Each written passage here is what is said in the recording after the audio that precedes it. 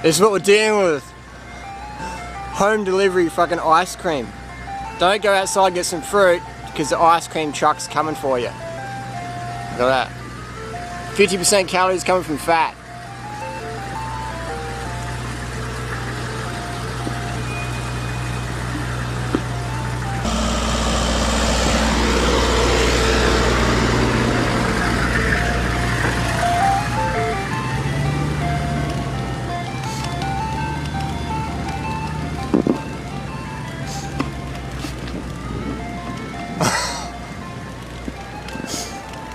And that's the world we're living in, you know. It's easier to get ice cream delivered to your front door than it is to find some ripe fruit.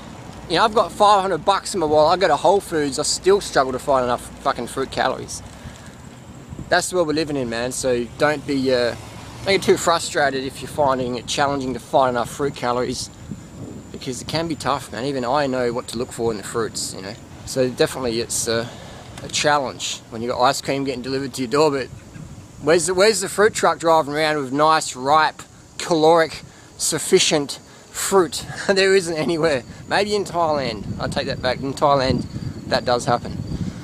So interesting. That's the society we live in. Situational inconvenience. Thanks for watching.